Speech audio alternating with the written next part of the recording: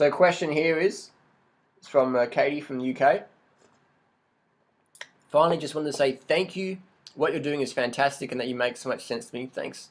I used to heavily restrict my calories, which led to binge and purging cereals, bread, pizza, and putting on a bit of weight, so I'm really wanting to lose it. So I've changed my lifestyle to 811, but still eating some cooked starches, but wanting to lose weight.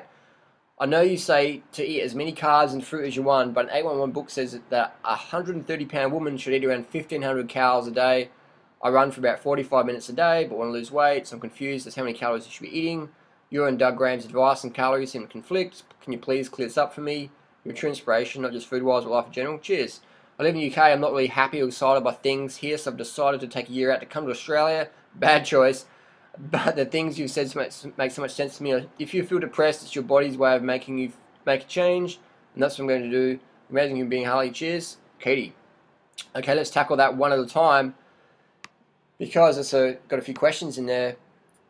So here we have heavily restricted my calories, which led me to binge and purge on cereals, bread, pizza, and put on a bit of weight. Well, here's the thing.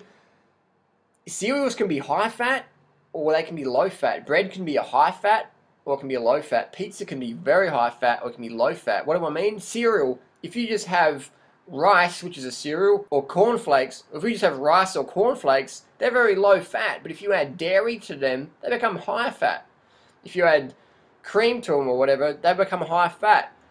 Also, a lot of packaged cereals contain a lot of sodium, so if you're eating a lot of salt with your cornflakes, which they're added into it, then if you're not sweating that salt out from vigorous activity like running and racing and stuff like that, then you're going to store all that sodium as fluid retention, and you won't gain an ounce of fat, but you'll gain all these pounds and pounds of fluid retention which look and feel the same as fat. So you can think, oh, I'm putting on fat, but you're not putting on a gram of fat, but you can literally store 20 pounds of fluid retention, as an extreme example there, 20 pounds of fluid retention, and think, oh, I'm 20 pounds overweight, so then you calorie restrict, and then everything just starts falling apart. And it's the same with bread. You can have bread with just bread and jam, low fat, but you can put bread with butter, with salami, with cheese, pastrami, dead chickens, whatever. You can make it a high fat bread. And that's why people have issues around bread, because they normally add a lot of fat to it. Again, bread normally has a lot of salt added to it, so you can store fluid retention. And pizza, I mean, everyone knows pizza. You can have a meat lover's pizza, or you can have a McDougal style, Mary McDougal, low fat, no fat pizza, which is like, you know, 2 grams of fat for the whole pizza. Whole family size pizza, 2 grams of fat versus 300 grams of fat for a meat lover's cheese crust pizza. So we've got 2 grams versus 300 grams. So when we say cereals, bread, and pizza may be fat, then that's really inaccurate, because they do not make anybody fat, but the salt that they normally accompany can cause fluid retention, which looks as fat, and the fat that people normally eat with the breads, the cereals, the pizzas will definitely get stored as fat, because we know the fat you eat is the fat you wear, without exception, in the long run. So I've changed my lifestyle to 811, but still including some cooked starches. One includes weight. Again, we've got the sodium retention thing there, so if you're eating a lot of salt and you're not sweating it out, I'm not talking Bikram yoga where you're breathing in everyone else's farts. I'm talking sweating where you're hiking up the mountains, you're riding your bike to work, you're chasing the kids around the playground. I'm talking that sort of sweating. Vigorous, getting the heart rate up and sweating, and just having fun. No exercise, never exercise, just have fun with a high heart rate and have it fun. Because when you make something fun, you take care of motivation. Tell you what. I know you say to eat as many carbs and fruit as you can, but in an 811 book it says a 130-pound woman should eat around 1,500 calories a day. Well, we're sort of generalizing there, because the 130-pound woman might be living my lifestyle, where she can just sit on the beach all day and just make a few YouTube videos and blah, blah, blah, and not do much at all. Or the 130-pound woman might have 3 kids to look after, and she's a single mother, or she's, you know, trying to change her lifestyle around, or she's selling the house, looking for a place to live. An 130-pound woman with responsibility trying to eat 1,500 calories a day, that's a recipe for mental and physical disaster. That's a recipe for stimulant dependence. Now, there's more to the question, because I know Doug never recommends starving yourself. So the 1,500 calories for a woman, I don't believe that, because nobody's going to do anything. Someone eating 1,500 calories a day, that's enough maybe for a 6-year-old child. A 6-year-old child whose responsibility is to play with Nintendo or to look for caterpillars in the garden. That's So if you're 6 years old, 1,500 calories a day is enough for you. And another example is they induced clinical starvation in people, putting them on 1,570 calories. Men, grown men, adult men on 1,570 calories a day, and that induced clinical starvation. So no sex drive, no motivation, just like they lost up to 90% of their fitness. So that's, restricting calories is never the answer. You never have to restrict calories if you're eating the right foods. What are the right foods? Fruit, high carbohydrate plant foods. Fruit being the absolute best, sweet, sugary fruit. Dates and bananas being the best foods humans can eat. Failing that, steamed potatoes, steamed rice, things like that will suffice. Low salt. If you want to get more fluid retention, eat more salt. If you want to look fatter and more bloated, eat more salt. If you want to slim down, cut the salt down. We know that for heart disease, low sodium diet is best. And this person, Katie, says she's running 45 minutes a day. Fuck, 45 minutes a day. That's Olympic distance running training. That's 45 minutes a day. I've never ran 45 minutes a day in my life. Ever. And I'm running sub 3 hours marathon, sub 35 for 10K. I've never ran 45 minutes a day.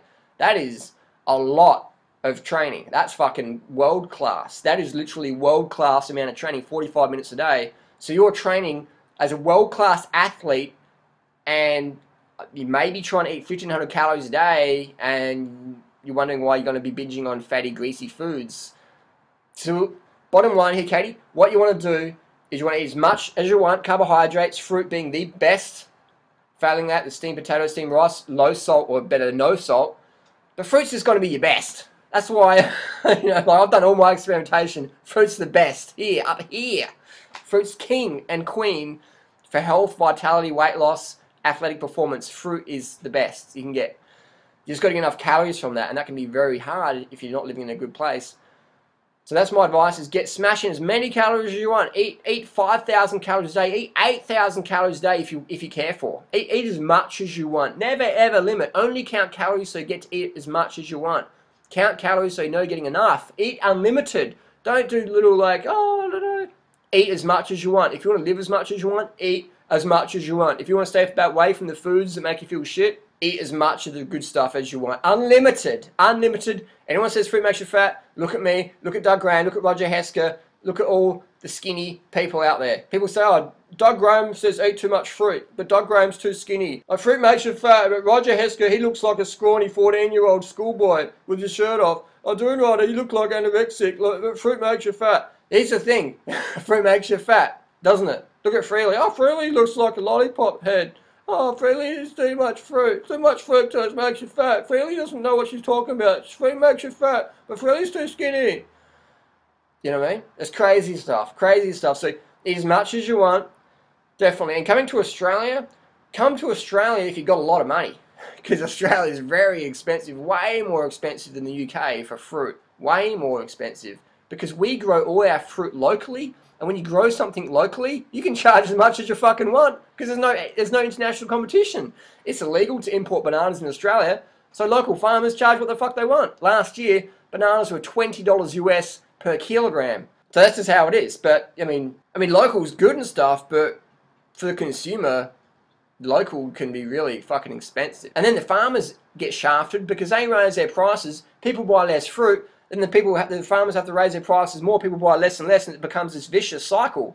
So coming to Australia for fruit is a bad idea, unless you know some people own an organic banana farm and they can give you some good deals like we know, but otherwise it's really fucking challenging. So I'd go to Thailand. I'd go to Thailand if you want to travel. Go to Thailand and live on $10 a day because it's so cheap there.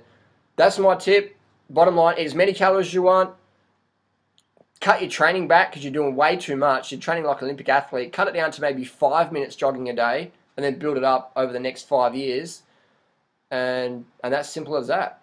Otherwise, you're just going to burn out and you're going to end back up on those other forums like Give It To Me Raw and stuff. And oh, what do I do? So that's bottom line.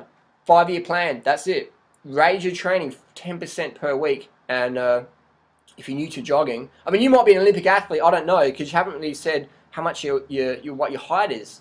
So you could be 4'2", or you could be 6'5". So you know, we don't have your body mass index there, so it's hard to estimate. But either way, if you're new to running, give it 5 years before you start doing 45 minutes a day, because that's Olympic. I train with Olympic runners, and 45 minutes a day, that's what they're doing. You know, that's a lot of running. That's fucking. Even some of them aren't averaging 45 minutes a day. That's a lot of running, man. 45 minutes a day, that's fucking huge. And I couldn't even do that. That's a lot. I mean, yeah, that's a lot of running. 45 minutes a day cycling, yeah, you can do that because it's low impact, but that much running, man, that's a lot. So I'd maybe invest in a bicycle and jump on the bike and slowly build up the running, assuming that you don't have a base net. But that's my advice. Unlimited calories, training 10% per week increases, build up the volume 10% per week. So if you've done 10 miles this week, next week will be 11 miles, so. And just go with that. Eat as many carbs as you want, keep salt down low or no, and go. That's simple as that, man. It's just basically the stuff you'd know. If in doubt, just ask what would Duran Rider do, and there you go. That's your answer. Thanks for watching. Post your comments and questions down below. Don't forget to click like, share, subscribe if you want to see more of these videos. If you have any questions you want answered, post your questions down below, and let's see if we can get to yours. And I'll see you soon.